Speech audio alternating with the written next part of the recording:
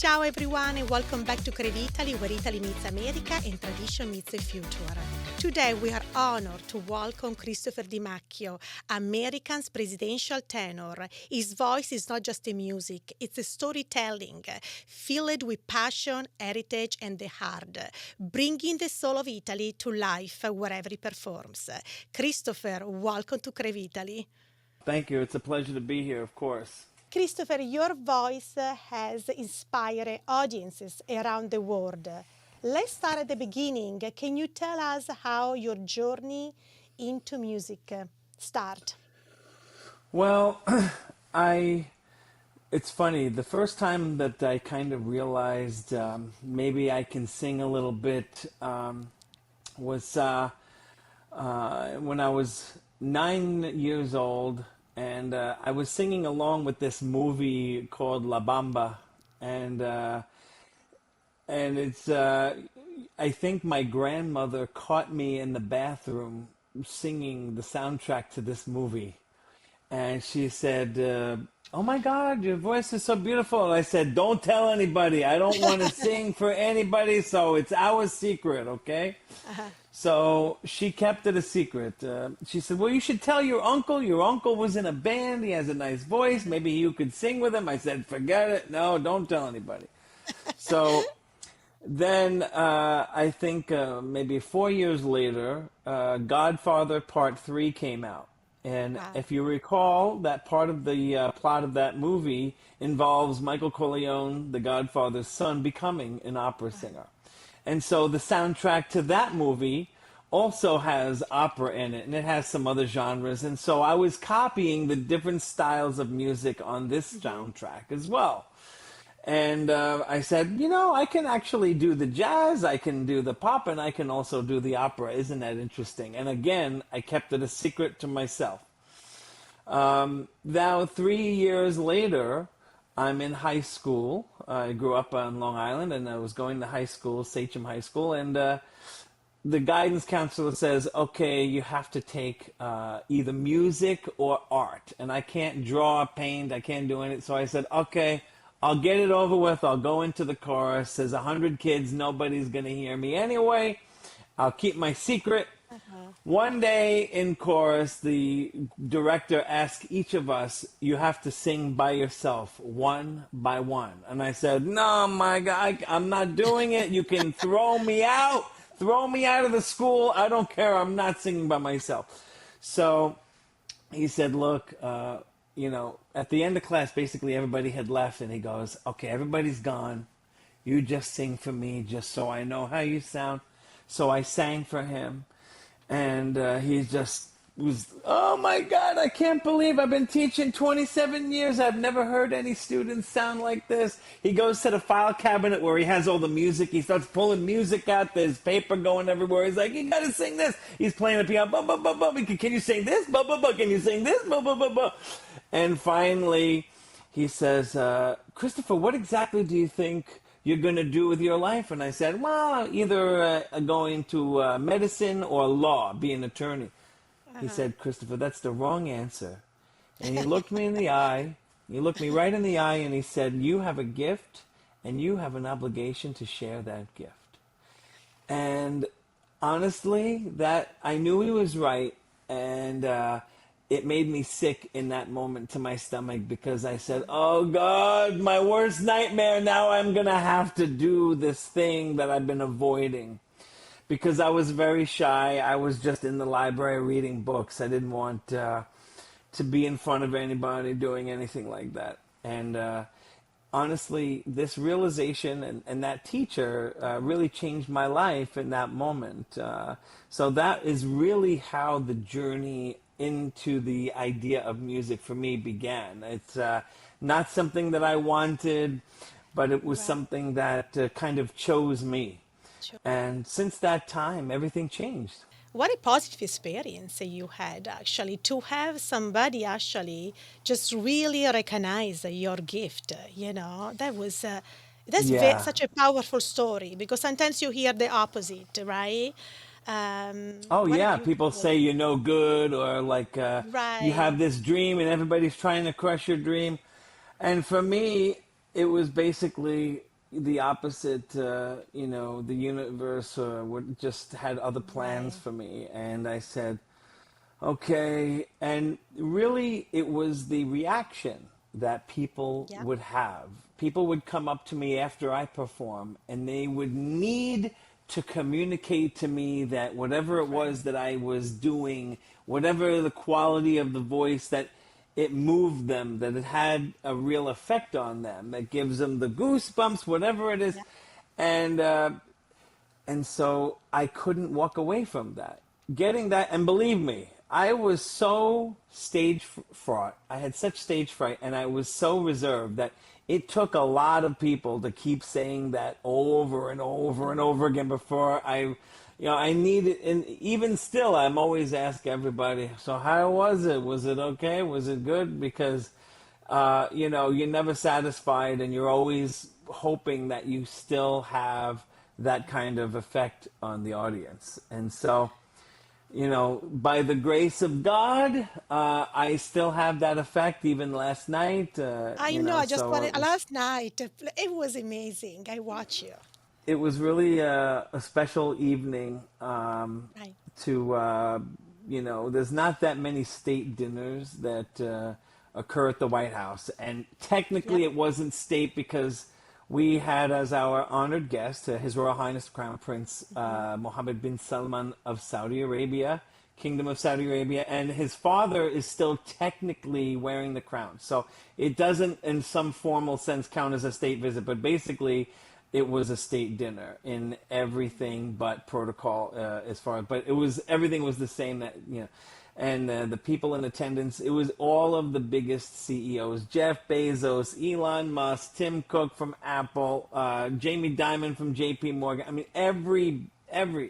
the most wealthy, powerful people in the world were in there, and of course, the Saudi kingdom pledged $1 trillion investment into the U.S. economy. So it was a big day, just in a lot of respects. And even today, President Trump was giving a speech at the investment forum, and he said, "We had quite a show. What a spectacular finale we had last night at the dinner for the Crown Prince." And so So he goes, wonderful. "Our opera singer, we love him." And so he was, it was really a wonderful opportunity to be a part of history, and everybody just really appreciated the music. And of course, being an Italian American, it was also special to have the opportunity to sing in Italian, whether it's on television or just an audience like that at the White House, to be able to represent our culture in that way at the highest level, I think is an important reminder Mhm. to everyone that in many ways Italian culture serves as both the foundation and the highest example of the best of Western civilization itself.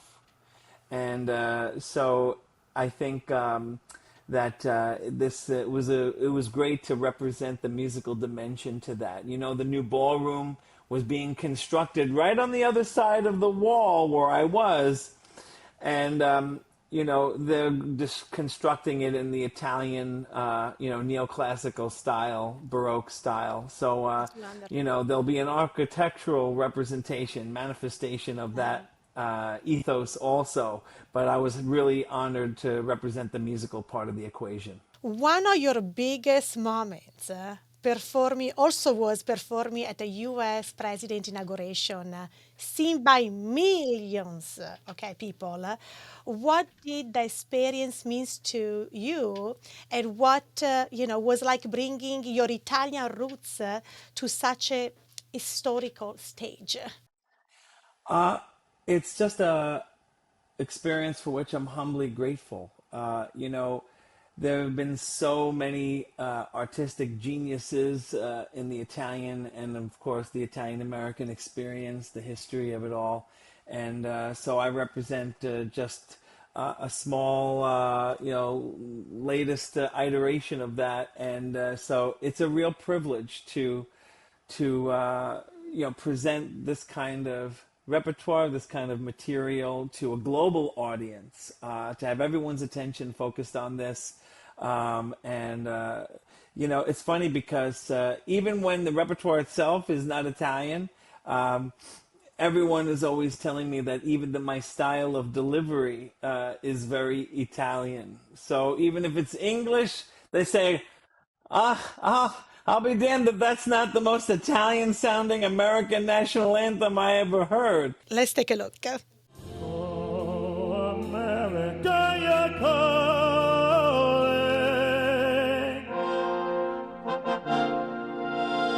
Oh, whenever I'm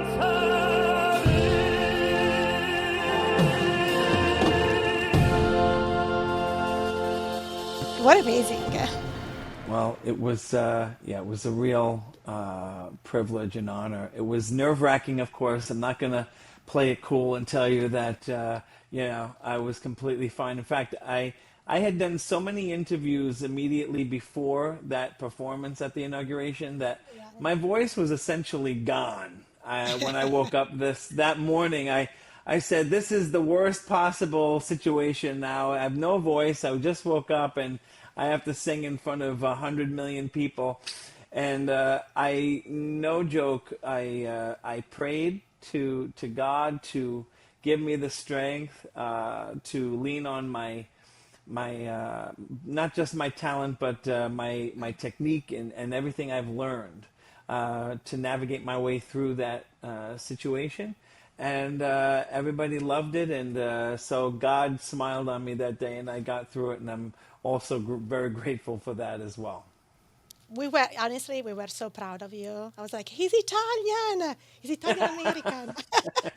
That's I'm not right. joking. That's right.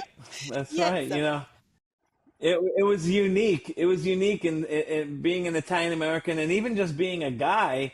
It's actually usually a woman, a female, who performs at those functions.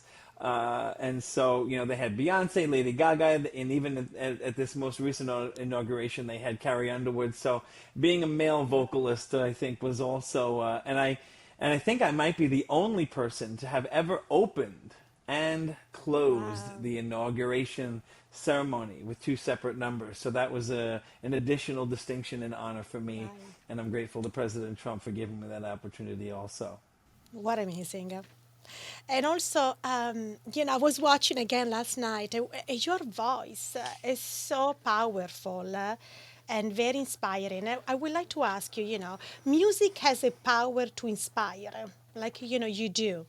How do you hope your performance empower young people today? Well, I hope that they understand that classical music and art and culture in general that has a more refined character to it and that does not simply appeal to the lowest base instincts. I think that I hope that they can understand that there's a universal appeal and value in that kind of culture, and that an important dimension that they ought to recognize and appreciate within culture is to recognize when something is ennobling the human spirit, is lifting up and celebrating the beauty of what it means to be human, rather than dragging us down to the level of animals and beasts and instinctual entities. So if they can be inspired to really try to lift themselves up to the highest possible aesthetic and spiritual standard, then I think we're on the right track with that. And you see the evidence of the culture that we happen to be in right now all over the place. Depression, record levels of depression, levels of teen suicide and drug use. And this is no question.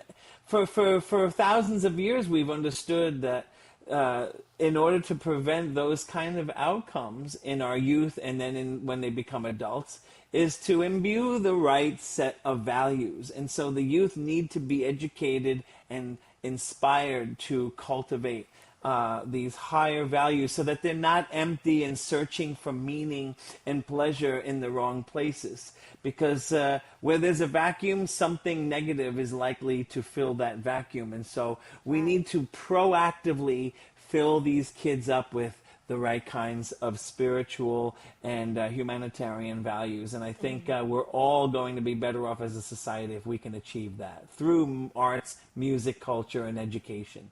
Your performances are full of storytelling.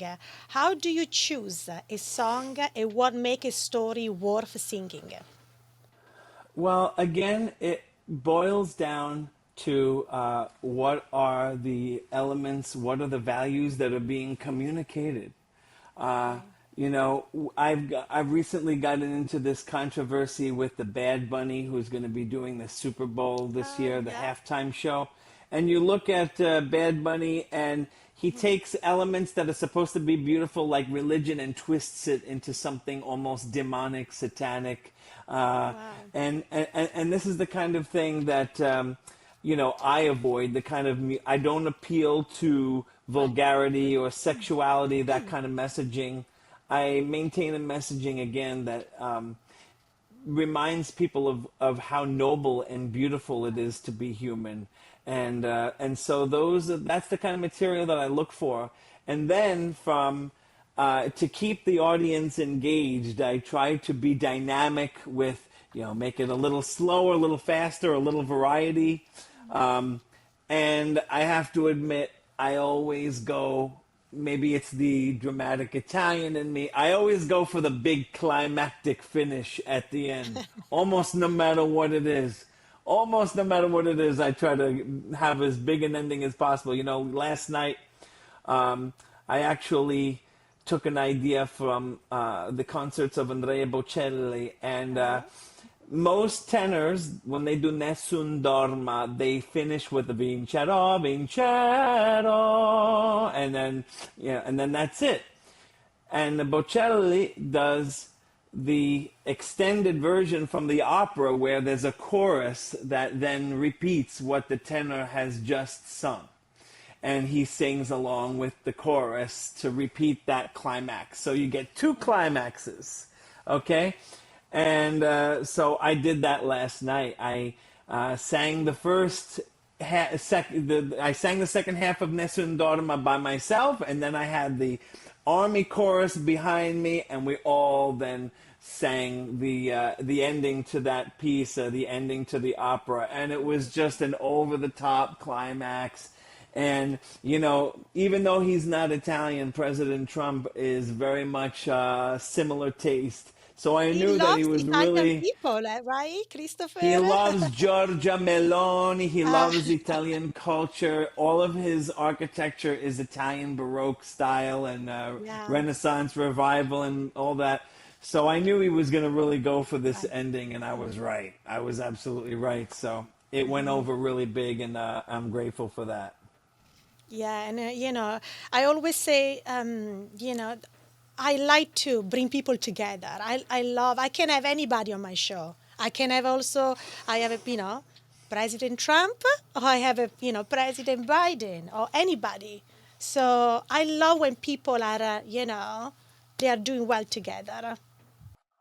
Yeah, at the end of the day, we want to try to put aside all of this polarization and, Yeah.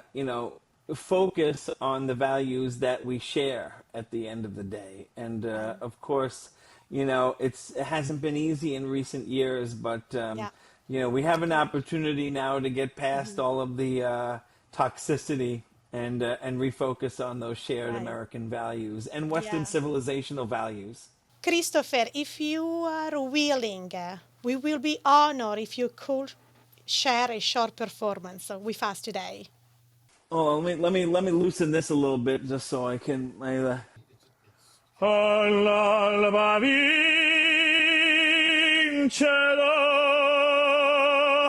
vincerò, vincerò.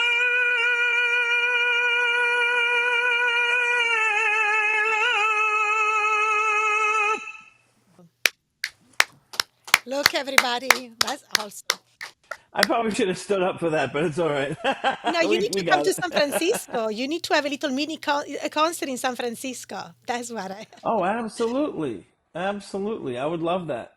Yeah, San Francisco is such a beautiful city, and I know there's Italians on the North End and in other places, North Beach, and in other areas. So, yeah, I would be delighted to come down. Absolutely. Christopher, behind your music, what is your passion that make you going every day?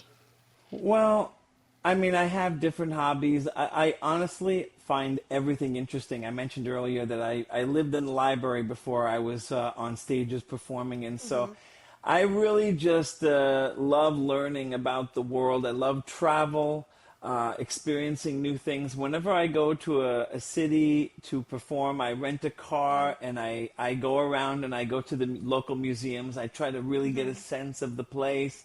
So I'm passionate about travel, passionate about learning about new cultures and new places. Everyone who knows me also knows that I'm passionate about technology.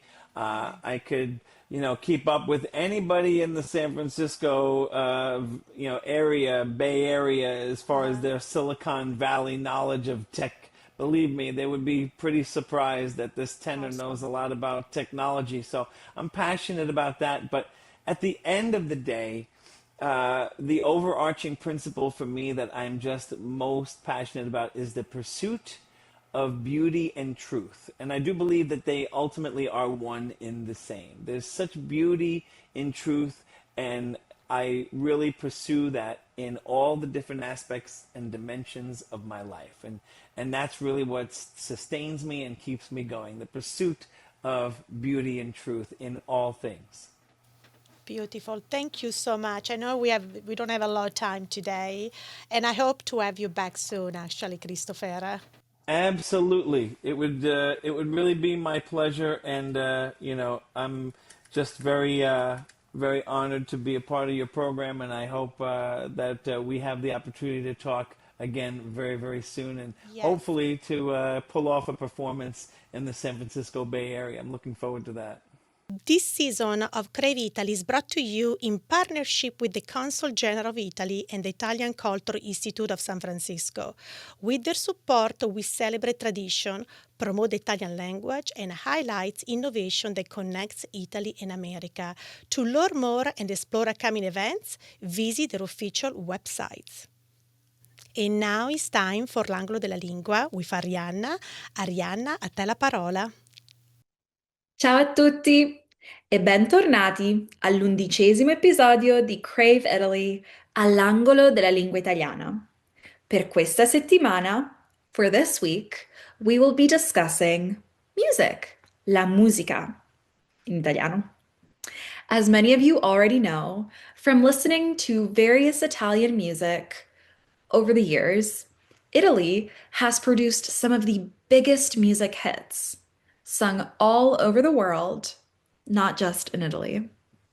To name a few, we have Nel blu, dipinto di blu, more commonly known as Volare by Domenico Modugno, Tu vuoi fa l'americano by Renato Carosone, and Gloria by Umberto Tozzi. Not only is Italy known for their musicality, they are also well known for producing excellent singers. Although we have some amazing pop artists as well, Italy is actually most well known for their opera singers. The most obvious and well-known examples internationally are Luciano Pavarotti, of course, Enrico Caruso, and the beloved Andrea Bocelli. Over the course of this Crave episode, you will also be getting to know more about Christopher Di Macchio, an international classical crossover vocalist who is also part of the New York Tenors.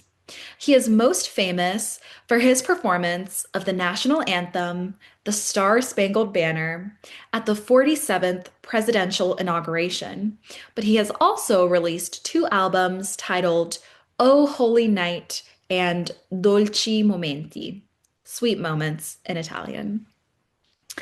That's all I have for you today. I hope you'll really listen to Christopher Di Macchio. I think he's an absolutely phenomenal singer. And that's where I'll leave you. I hope you have an amazing rest of your week, and I hope to see you all again next week. Arrivederci! Thank you so much, Arianna. This segment is brought to you by Mona Lisa Maremonti, a stunning Italian restaurant in San Francisco, California, where tradition meets elegance. Let's take a look. Welcome in Mona Lisa Maremondi, la vera cucina italiana, autentica, mediterranea. Abbiamo una cucina stupenda con homemade pasta, original from South Italy, the steakhouse e real seafood fresh. Abbiamo il pesce fresco, qua si mangia all'italiana.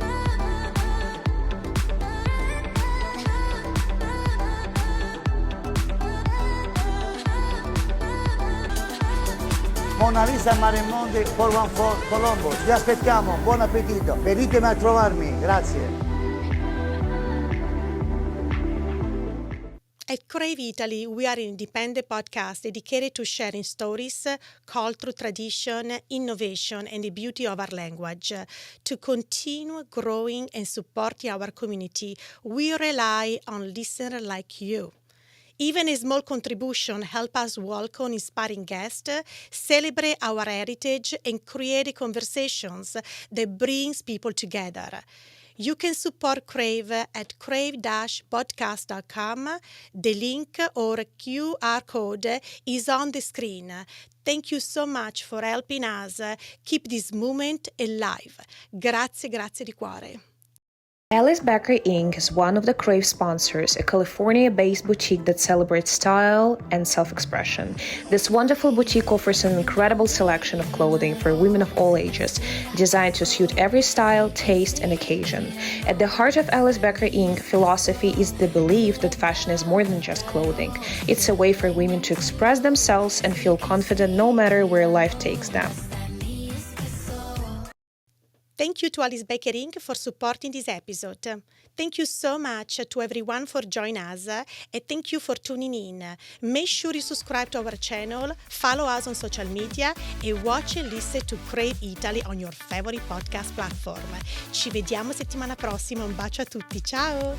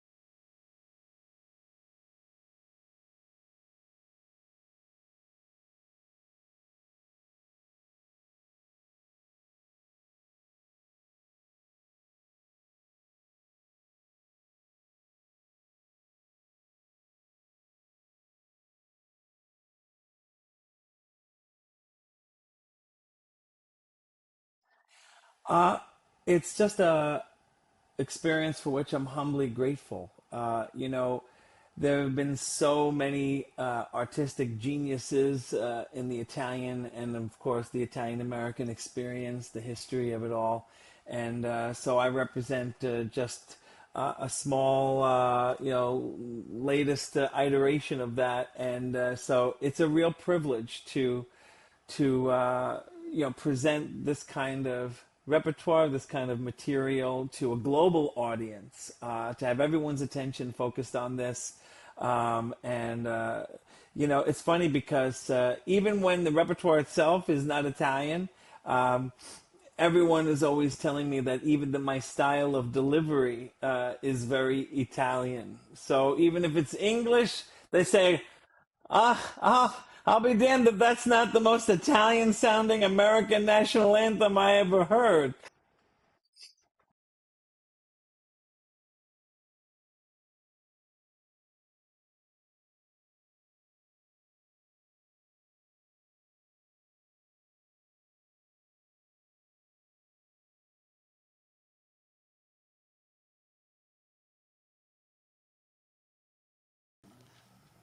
I'm going to show you little clips. We are going to put a beer roll. Not now, but we cannot play right now, right? Oh, yeah, yeah, But yeah, yeah, after, yeah, of yeah, course.